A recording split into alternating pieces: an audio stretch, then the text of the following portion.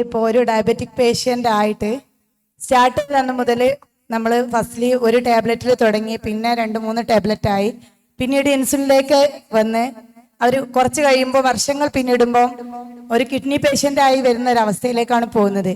നമ്മുടെ ആരോഗ്യ മേഖല ഇത്രയും ഡെവലപ്പായിട്ടും എന്തുകൊണ്ടാണ് ഡയബറ്റിക് പൂർണ്ണമായിട്ട് ചികിത്സിച്ച് മാറ്റാൻ പറ്റാത്തത്? ചികിത്സിച്ച് മാറ്റുക എന്ന് പറഞ്ഞാൽ സത്യത്തിൽ ഇൻഫെക്ഷൻസ് ആണ് നമുക്ക് ചികിത്സിച്ച് ഫുള്ളായിട്ട് മാറ്റാൻ പറ്റുന്നത്. അല്ലെങ്കിൽ സർജറി ചെയ്യാൻ പറ്റുന്ന അസുഖം, ഇപ്പോൾ കിഡ്നി ഫെയിലിയറായി കിഡ്നി മാറ്റി വെച്ചു, അല്ലെങ്കിൽ ഒരു കല്ലുണ്ട് കല്ല് റിമൂവ് ചെയ്തു.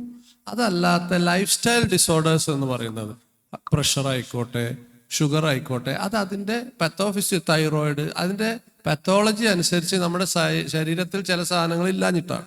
ഇപ്പോൾ ഡയബറ്റീസ് എന്നുള്ള അസുഖം വരുന്നത് നമ്മുടെ പാൻക്രിയാസ് ശരിയായി വർക്ക് ചെയ്യാതെ അതിൽ നിന്ന് ആവശ്യത്തിന് ഇൻസുലിൻ വരാതാവും. അതുപോലെ ഉള്ള ഇൻസുലിൻ ശരിയായി പ്രവർത്തിക്കാതിരിക്കുമ്പോൾ ഇതിൻ്റെ പ്രവർത്തനം നന്നാക്കാനുള്ള മരുന്നുകളും ഈ നമ്മുടെ പാൻക്രിയാസിൽ നിന്ന് കൂടുതൽ ഇൻസുലിൻ വരാനുള്ളതുമാണ് നമ്മൾ ചെയ്യുന്നത്.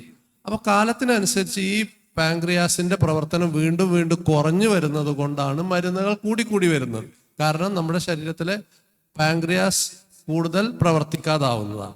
ഇതിനെ പ്രിവെന്റ് ചെയ്യാൻ നമുക്ക് ചെയ്യാവുന്ന ഒന്നാണ് നമ്മുടെ വെയിറ്റ് കുറക്കുക, എക്സസൈസ് ചെയ്യുക. പിന്നെ പല ന്യൂവർ മെഡിസിൻസും ഈ പാൻക്രിയാസിന്റെ പ്രവർത്തനത്തിന്റെ മോശമാവുന്നതിനെ തടയുന്ന തരം മരുന്നുകളുണ്ട്.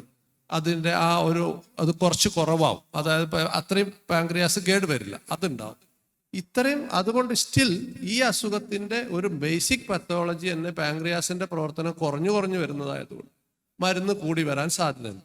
പിന്നെ പറഞ്ഞ ഒരു കാര്യം, കിഡ്നി ഡാമേജ് വരുന്നത് അത് സത്യത്തിൽ ശരിയായ ട്രീറ്റ്മെന്റ് എടുക്കാത്തത് കൊണ്ട് വരുന്നതാണ്. നിങ്ങൾ ശരിയായ രീതിയിൽ ഷുഗർ മാനേജ് ചെയ്ത് പോവുകയാണെങ്കിൽ കിഡ്നിക്ക് കേടുവരൂല.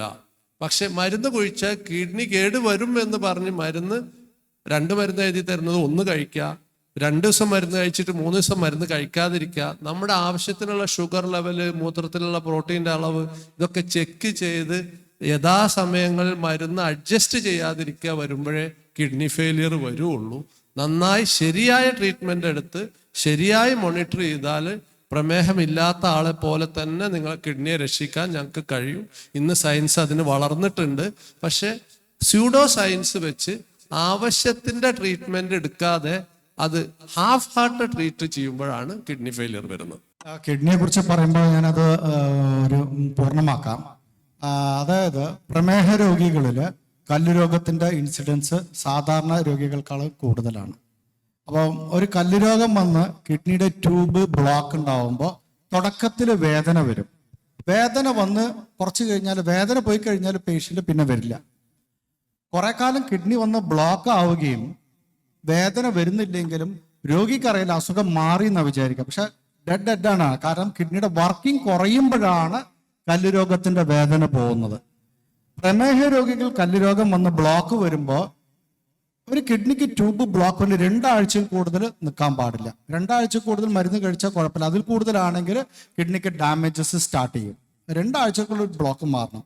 അപ്പൊ പ്രമേഹ രോഗികളിൽ ട്യൂബിൽ കല്ല് മാത്രമല്ല വരുന്നത്, കിഡ്നിയുടെ ഉള്ളിലൊരു പാപ്പില്ല എന്ന് പറഞ്ഞ ഒരു ഇതുണ്ട്. പാപ്പില്ല അത് പൊട്ടി ഒരു നമ്മുടെ മൂക്കിൽ ചെളിക്കട്ട പോലുള്ളതാണ്. അത് വിൽക്കുന്നത് പൊട്ടി ട്യൂബ് ബ്ലോക്ക് ആവുകയും ഇൻഫെക്ഷൻ വരികയും ചെയ്യുന്നുണ്ട്. ഇൻഫെക്ഷൻ വന്നിട്ട് അത് ആ ഇൻ ടൈമിൽ ട്രീറ്റ് ചെയ്യാതിരിക്കുകയോ ആ കല്ല് രോഗം മാറ്റിയെടുക്കാതെ സാധാരണ ട്യൂബിന് ബ്ലോക്ക് വരുമ്പോൾ ട്രീറ്റ്മെന്റ് കിഡ്നിക്കാണ്, അല്ല കല്ലുരോഗത്തിനല്ല.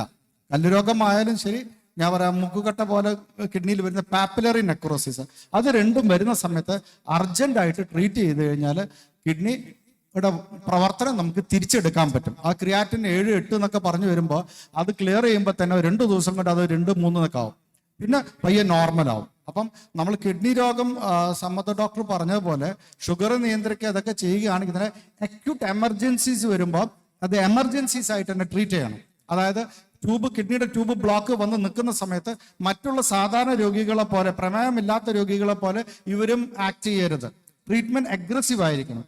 പ്രത്യേകിച്ചും സ്ത്രീകൾക്ക് കിഡ്നിയുടെ ട്യൂബ് ബ്ലോക്ക്, കല്ല് രോഗം കൊണ്ട് ബ്ലോക്ക് വരികയാണെങ്കിൽ ഇൻഫെക്ഷൻ പെട്ടെന്ന് വരും. കാരണം എന്താ, സ്ത്രീകൾക്ക് പഴുപ്പ് വരുന്ന സ്വന്തം ശരീരത്തെ മലദ്വാരത്തിൽ നിന്ന് അവിടുന്ന് പഴുപ്പ് വരുന്നു, മൂത്രക്കാടിൽ കയറിയും 1 മണിക്കൂർ വെച്ച് സെപ്സിസിലേക്ക് പോവുകയും അത് ഒന്നില്ലെങ്കിൽ വെന്റിലേറ്ററിൽ മരണത്തിൽ എത്തിക്കാം. അതൊക്കെ പ്രിവെന്റ് ചെയ്യണമെങ്കിൽ അക്യൂട്ട് എമർജൻസി ട്രീറ്റ് ചെയ്ത് കഴിഞ്ഞാൽ നമുക്ക് കിഡ്നിയുടെ പ്രവർത്തനം തിരിച്ചെടുക്കാനുള്ള അവസരമാണ് അതും ഇമ്പോർട്ടൻ്റ് ആണ്. ഷുഗർ പേഷ്യൻസ് എന്ത് യൂറോളജി എമർജൻസീസ് വരുമെന്നാൽ അത് എമർജൻസീസ് ആയിട്ട് തന്നെ കൺസിഡർ ചെയ്തിട്ട് ട്രീറ്റ്മെൻറ്റ് എത്രയും വേഗം ചെയ്യണം. അത് ചിലപ്പോൾ മരുന്നാവാം, ആൻറ്റിബയോട്ടിക്സ് ആകാം, ചിലപ്പോൾ സ്റ്റെൻഡിങ് മുതലായവ, അത് അപ്പം തന്നെ അഡ്രസ്സ് ചെയ്യണം. എന്നാൽ നമുക്ക് ഇവർക്ക് സംരക്ഷിക്കാം.